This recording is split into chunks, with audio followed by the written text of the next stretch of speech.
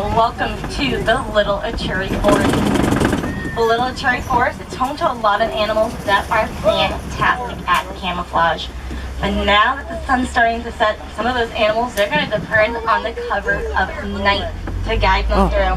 In fact, if you look on that right-hand side, you're going to see an okapi. Okapi, they were once believed to be related to the zebra because of those black and white stripes you see on them. However, they're not. They're actually far more closely related to the giraffe. It's going to be for a couple of reasons. They have prehensile tongues like the giraffe, as well as ossicone horns, little nubs on the top of their head.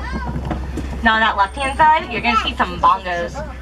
Bongos are known as the ghost of the forest. That's because they are rarely ever seen. Now take a good look at those horns, because you're going to notice that they do not point perfectly straight back. In fact, they're going to be off at an angle. By having them off on the side like that, it's going to allow them to easily cut through the bushes and bramble that the forest does have to offer. Now, it's still a little light out there, so these animals, they are still going to be depending on their camouflage to blend on in. So make sure you're keeping a good eye around those bushes as well as behind those trees. They're going to start becoming a little more adventurous at night. In fact, just on that right-hand side, you're going to see some greater kudu. Greater kudu, they are the second largest antelope throughout all of Africa. In fact, by the looks of these friends, we found a couple of females. I'm not seeing any horns on them.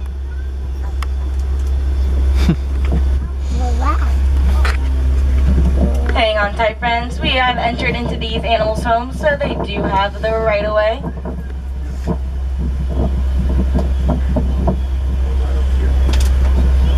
And off we go.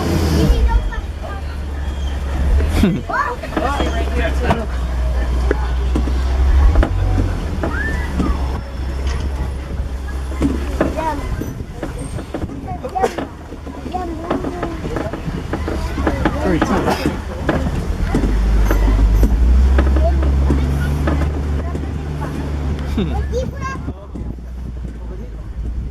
But I don't know about you friends, I'm ready to go out there and see some more animals.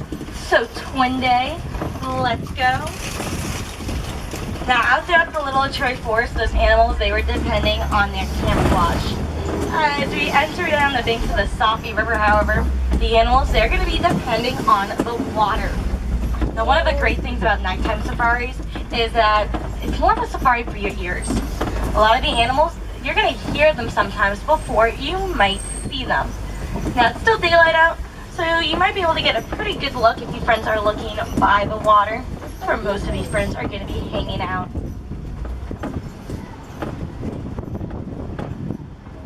In fact, if you look over on that left-hand side, you're going to see a full float of a Nile hippopotamus. Nile hippos, they do have the amazing ability to hold their breath for around 8 minutes at a time. Now they do make a pretty interesting noise, a wheeze honk or a honk wheeze noise. How exactly that's going to come out? Well, that is up to the hippo. No two hippos are going to sound the same. It's kind of like us humans with our voices. Now on that island on the left, those gray looking birds, those are known as pink-backed pelicans. Pink-backed pelicans, they have a rather large wingspan. It's going to stretch anywhere from 7 to 9 feet. It's roughly about the same size as the canopy up above our head. Now as nighttime does start to roll around, you're going to notice that a lot of the animals, they'll start becoming a little more adventurous. That does include friends like hippos, because they're going to view that cover of night as a great means to go out there and maybe get a snack.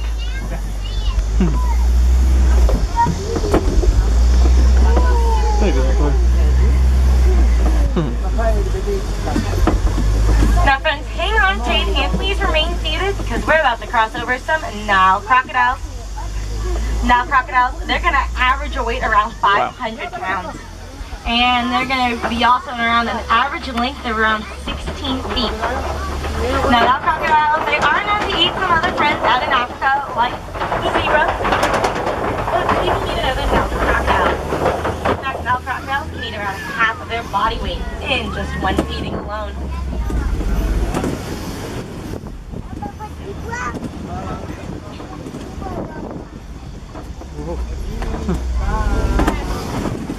I've got all of this.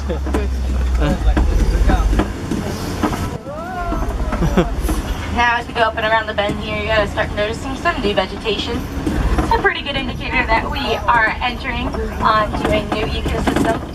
In fact, it does look like we have found the savanna. Now, as nighttime starts to roll around, the animals on the savanna, they're going to start acting a little differently than they did during the daytime hours. The animals, they're going to team up together, and they're going to make what we like to call a mega herd. Now, those mega herd are going to be made up of all the hoofed animals out on the savanna, and they're teaming up to fight against any predators out there. Now, the entire group within that mega herd, they're going to learn each other's distress signals. It's going to allow everyone to be on the lookout for those predators, but that way those friends can warn one another if there might be any danger nearby.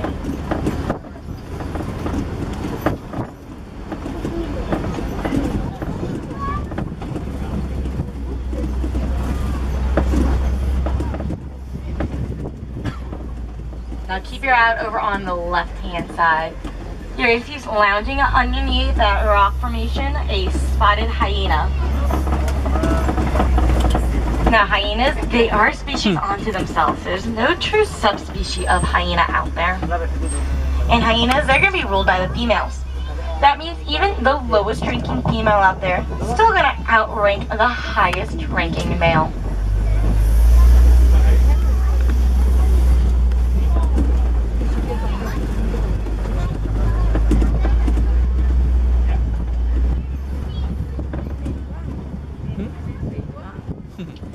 Now on the left and right side of us, we're passing in between some termite mounds. Termite mounds are made up of the lovely combination of dung, mud, and saliva. They spend all day baking out in the hot African sun. They're eventually going to get to a consistency pretty close to concrete. Now, it's going to be a great tool for animal friends like the elephants, because elephants will use those termite mounds as back scratching posts. So they're going to wear them down, so they become great lookout points for friends like the antelope, like you see on the left-hand side. Over there, those are going to be some springbok. Springbok, they are the lightest antelope out there. They're only going to weigh in at around 100 pounds. And those friends, they get their name because they will in fact spring forward, usually around 13 feet or so. They're even known to leap up in the air anywhere from 6 to 8 feet. Yeah.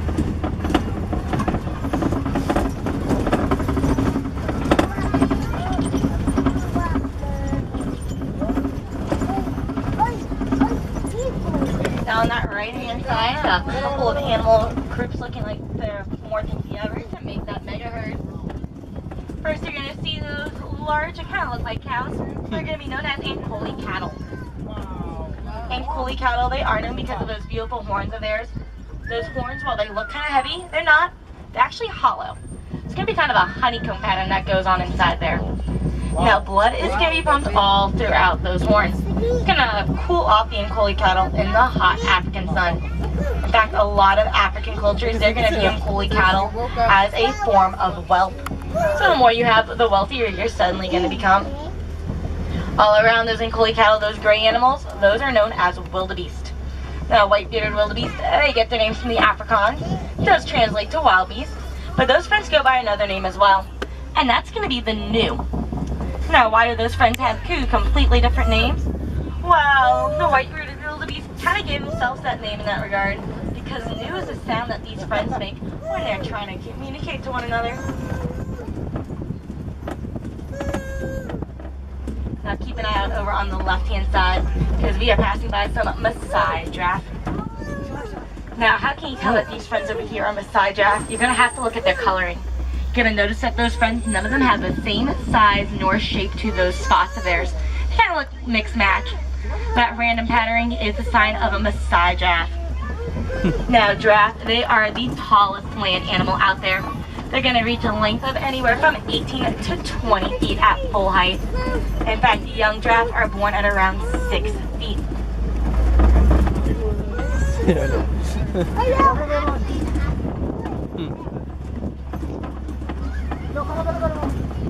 Now, as we come up the hillside, if you friends take a look just in front of us, you're going to see a baobab tree.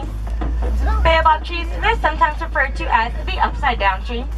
It's kind of easy to see how they got that name. But those trees, they are known for those beautiful trunks of theirs. Those trunks do have the ability to hold thousands of gallons of water in them at any one point in time. It's going to be a great tool for a lot of the animals out on the savannah because they can then turn to the baobab tree in a time of drought. It's going to be a great way to have a source of water. So out on the savannah, we do like to refer to the baobab tree as the tree of life. Now just up ahead, you're going to see a few more Maasai giraffes. You're going to notice that these friends, they are eating. In fact, they spend most of their day eating.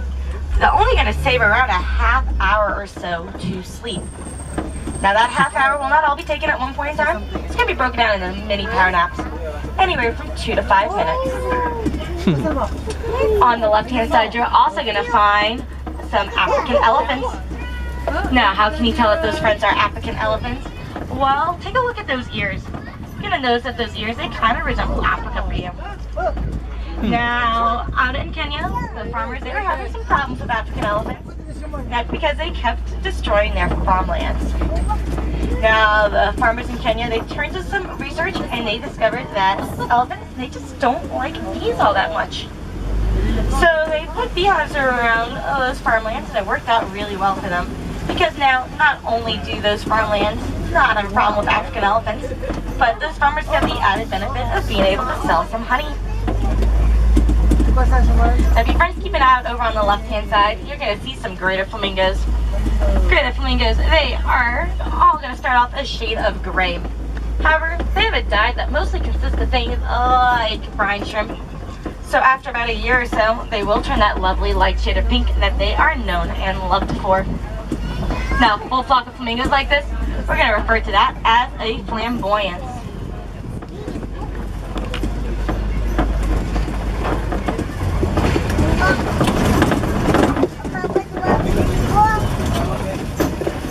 Unfortunately, friends, it looks like on that left-hand side, we found a poaching stand. Now, poaching is really common, unfortunately, out in Africa. In fact, around 96 African elephants every day are going to be poached for their ivory. But there are ways that we can help out. Not only are these animals facing problems like poaching, but they're also facing problems like habitat loss. Now, African elephants, they are facing a habitat loss because of the mining done in their area. They're going to be mining for a mineral found in our cell phones. So an easy way to help out those African elephants is by turning in those cell phones when you go in for an upgrade. You're going to be able to reuse that mineral. So you are there for helping out an African elephant in need.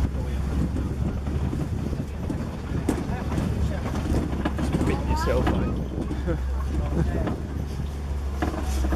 Now, if you take an eye out on that hillside just on the left, you're going to be able to spy a cheetah up there. Cheetahs, they are in fact the fastest land animal out there. They're going to reach speeds of 0 to 60 in only around 3 seconds. Now, they won't maintain that speed for all too long, usually only around 100 yards or so, because after that, those friends, they will completely tucker out. Now, fun fact about the cheetah, they are the only big cat out there that's going to purr. It's actually going to kind of sound like your house cat.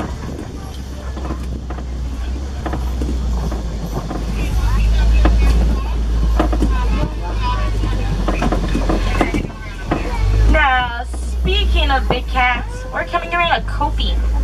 And kopies, they are in fact home to lions. In fact, you're going to see a lioness just ahead on the left. Now, friends, keep in mind, lions, they are nocturnal animals.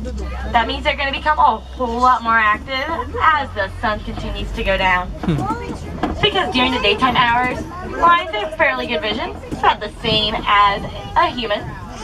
But come nightfall, their vision is going to intensify around 6 times. So it's going to allow the lion to remain one of the top hunters throughout all of Africa. In fact, lions come in with a success rate of anywhere from 25 up to 40% when they hunt.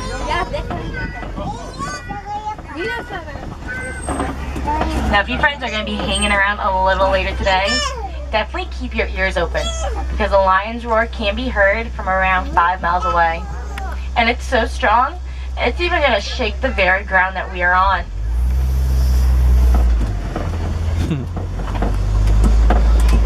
Now on that hillside on the left, you're going to see some water bucks. Water bucks, they get their name, they just don't want to leave the water for all too long. In fact, on average, they're only going to migrate around a half mile or so before they head right on back. A break next to the line.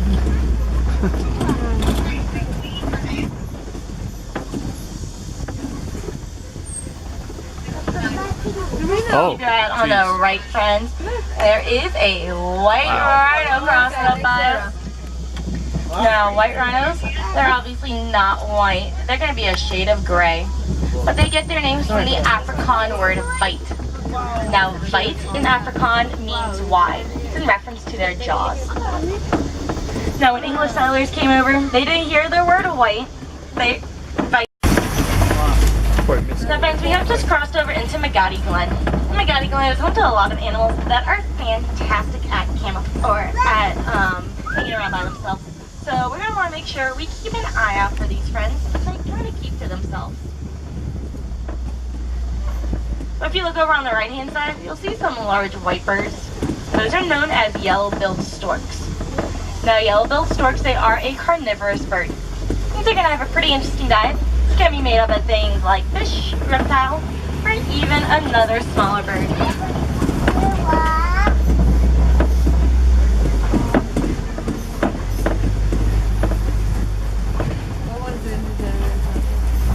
Now friends, I do hope you've enjoyed your time out on the reserve. Those 2 weeks they flew by in what felt like 20 minutes to me. But keep in mind that the animals we saw out there, they are merely spokesmen for our friends out in the wild. Because out there, they are facing a lot of hardships like poaching and habitat loss. The numbers are starting to dwindle down really quickly. Now we are trying to keep these animals around for generations to come. And we're making efforts here at Disney's Animal Kingdom with projects like Disney's Conservation Fund. If you friends want to learn more about how that works, just visit any merchandise stand here at Disney's Animal Kingdom. And if you friends want to learn some more at home, I definitely recommend going online and visiting DisneyAnimals.com. They're going to give you friends a whole bunch of tips and tricks on how to help out some of your favorites throughout Africa. Now, no two safaris are ever going to be the same. The animals, they're going to guarantee that. So if you friends didn't get to see one of your favorites, or maybe you want to test your luck next time, I do recommend swinging by a safari real soon, especially as the day continues to turn tonight. You never know what those animals might do out there. So I think we're going to end our Animal Kingdom vlog here. Because it's gonna rain big time. Getting a bit windy as well. Yeah. So it normally rains here in the afternoon and evening, doesn't it? Every day. Yeah. Yeah, it's probably about June now. So it's time to finish this, and then I think we're going Kobe Steakhouse Orlando. Yeah. So they like cook it in front of you. So that'll be really cool. Yeah. Yeah. So Probably see you there because we don't want to film in the rain. No. And it's definitely going to rain.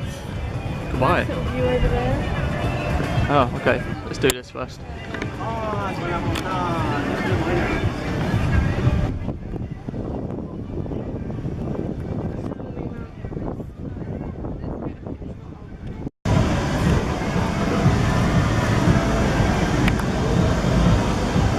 Birdies!